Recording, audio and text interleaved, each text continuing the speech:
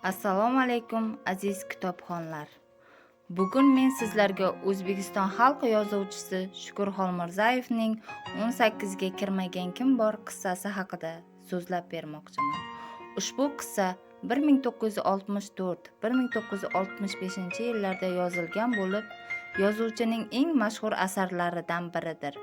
Asar yoshlar hayoti, uning orzu-umidlari, ilk muhabbat, insoniylik, or-nomus va hayot oldidagi mas'uliyat kabi dolzarb mavzularni yoritadi. Qissa yozuvchiga keng kitobxonlar orasida katta shuhrat keltirgan. Asar voqealari Surxondaryo vohasi, xususan Boysun tabiati va odamlari hayoti fonida tasvirlanadi.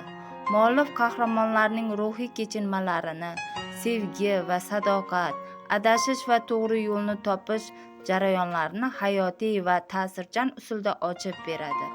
Asar orqali o'smirlik davrining murakkabligi, insonning ma'naviy kamolati va hayot sinovlari chuqur yoritilgan. Qissaning asosiy g'oyasi shundan iboratki, har bir inson yoshlik davrida turli sinovlarga duch keladi. Muhimi, bu sinovlardan to'g'ri xulosa chiqarish, halollikni, vijdonni, insoniy fazilatlarni saqlab qolishdir. Shukur Xolmirzayev yoshlarni ezgulikka, mehnatsevarlikka va mas'uliyatli bo'lishga undaydi.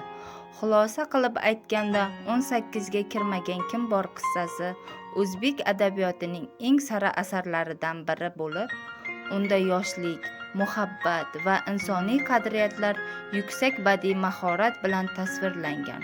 Bu asar bugungi yoshlar uchun ham ibrat va hayot saboqlariga boy himmatli asardir.